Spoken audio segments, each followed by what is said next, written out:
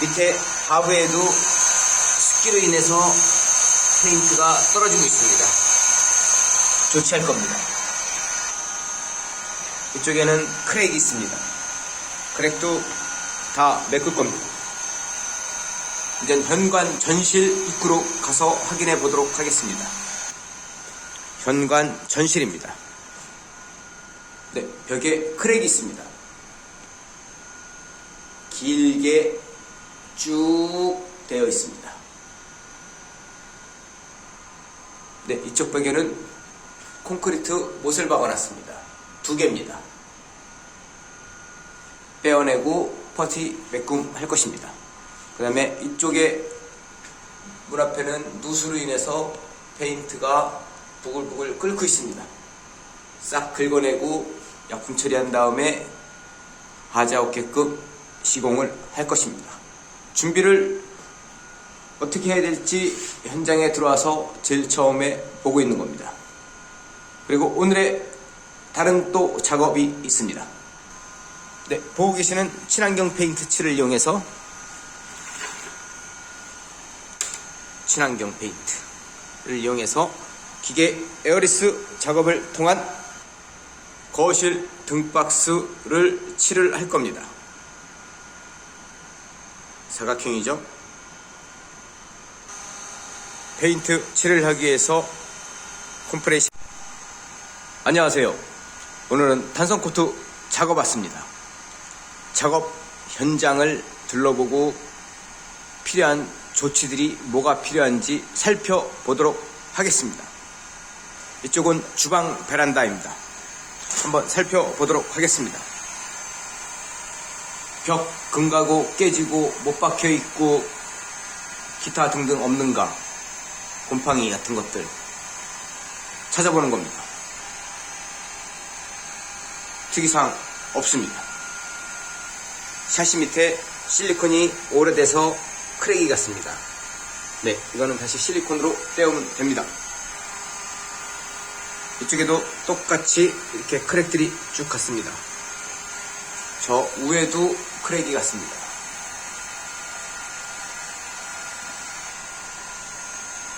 동절기 날이 추운 관계로 미니 열풍기를 이용해서 실내를 따뜻하게 덮이고 있습니다. 안방 베란다로 가보겠습니다. 이것은 안방 베란다입니다. 빨래 건조대가 있습니다. 얘는 철거입니다. 얘는 탈착하도록 하겠습니다. 그리고 이쪽에는 선반이 걸려있던 흔적이 있습니다. 보면 이렇게 피스 구멍이 있습니다. 이쪽을 메꿔야 되겠습니다. 얘도 탈거할 것 같은데 떼어야겠습니다. 그 다음에 이쪽에도 실리콘이 벌어진 곳이 있습니다. 밑에 하부에도 습기로 인해서 페인트가 떨어지고 있습니다. 조치할 겁니다. 이쪽에는 크랙이 있습니다. 크랙도 다 메꿀 겁니다. 이제 현관 전실 입구로 가서 확인해 보도록 하겠습니다. 현관 전실입니다. 네, 벽에 크랙이 있습니다. 길게 쭉 되어 있습니다. 네, 이쪽 벽에는 콘크리트 못을 박아놨습니다. 2개입니다.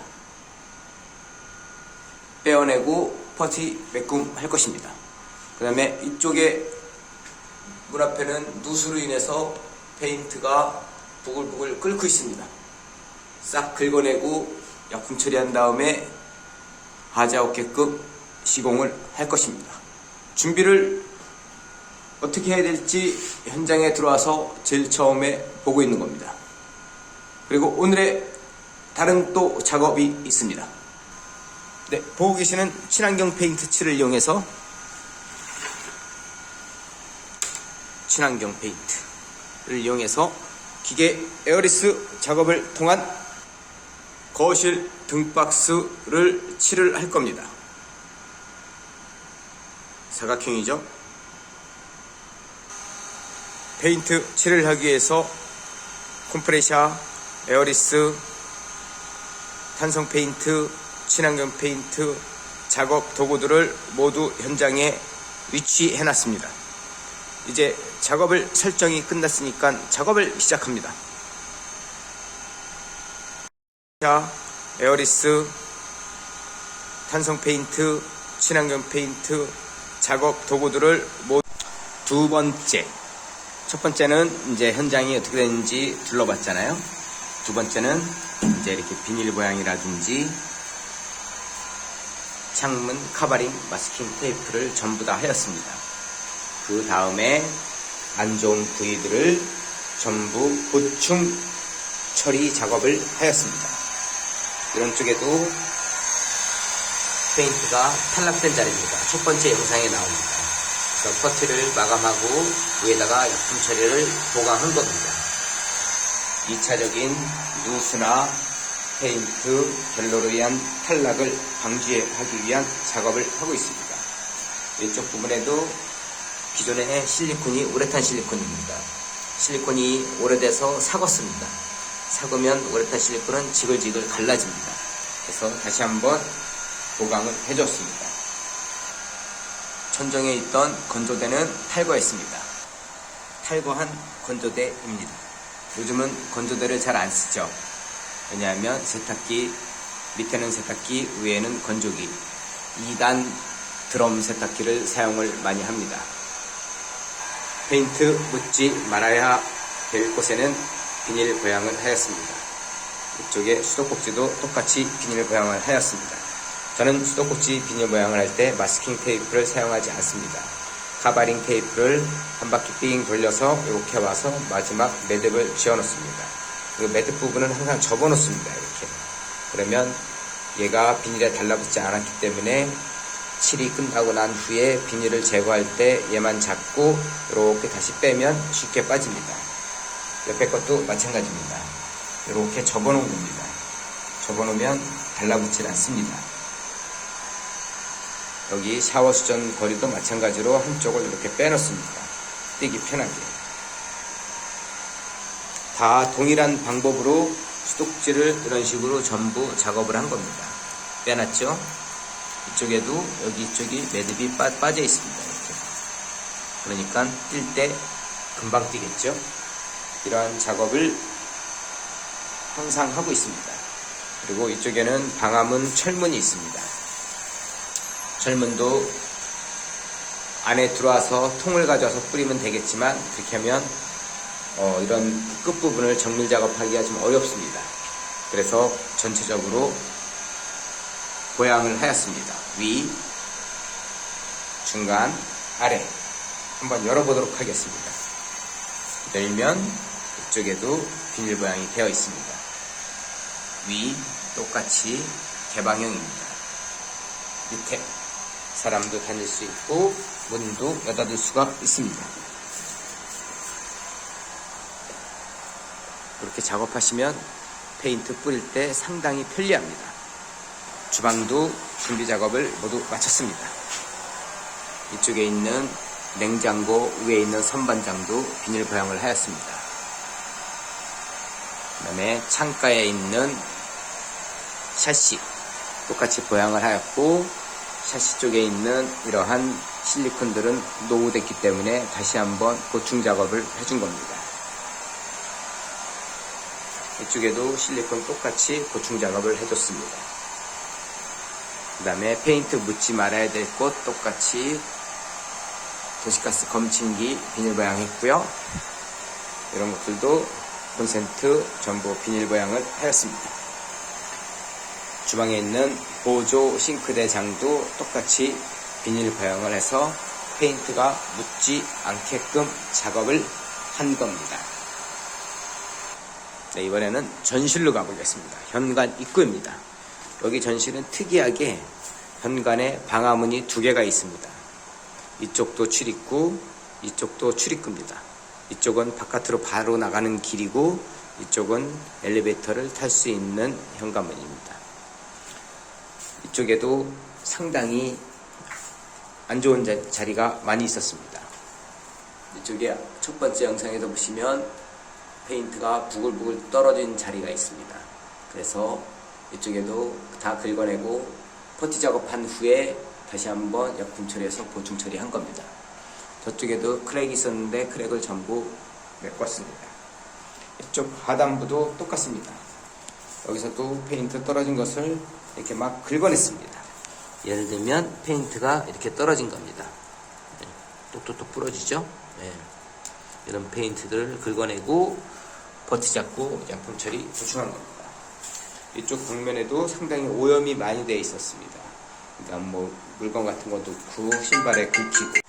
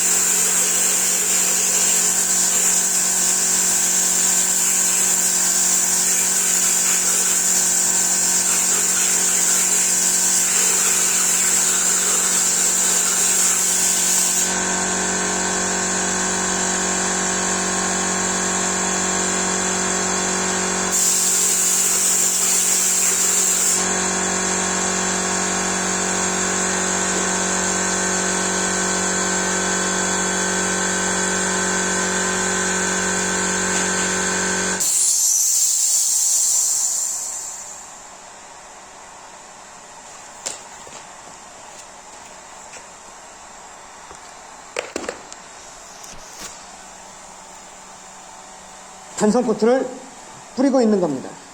1차 배색. 먼저 단성 코트를 한번 싹 뿌렸습니다. 전실입니다. 지금 센서 등이 나가면 어두워서 잘 보이질 않습니다.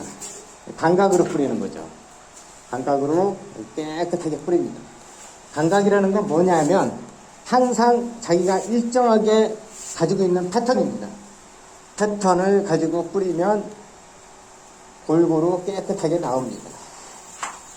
단성코트 뿌리는 영상을 보여드리고 있습니다.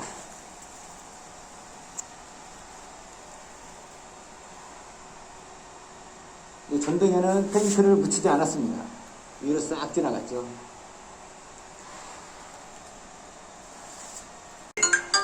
그래서 깨끗하게 처리하였습니다. 페인트 뿌리는 영상을 다 끝나고 나면 마지막 영상을 보도록 하겠습니다.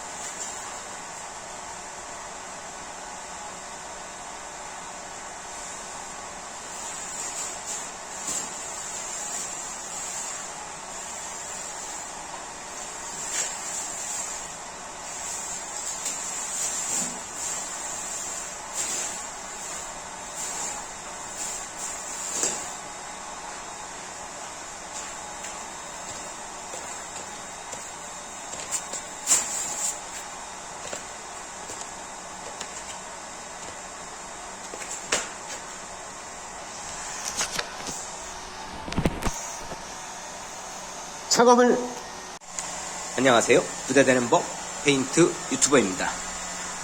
오늘 영상 중에 이런 어떤 분이 댓글을 남기셨어요. 질의. 수성 실리콘이나 아니면 변성 실리콘을 쓰는지, 그 다음에 이런 히팅건, 겨울철에는 꼭 필요하죠. 벽이 얼었을 때 녹이기도 하고, 카바링 테이프 잘 안 붙을 때 달궈서 붙이기도 하고, 그 다음에 퍼티 같은 것도 말릴 때 쓰기도 하고, 용도가 다양한데요. 히팅건 강하게 틀어서 오래 놔두면 고장나지 않냐, 네, 이런 질의를 하셨습니다. 일단 히팅건은 이게 2000W예요. 얘를 갖다가 이 가정집 전기가 들어오는 용량이 있습니다. 네, 그래서 얘를 만약에 2개를 튼다 그러면 차단기가 떨어져요. 만약에 차단기에는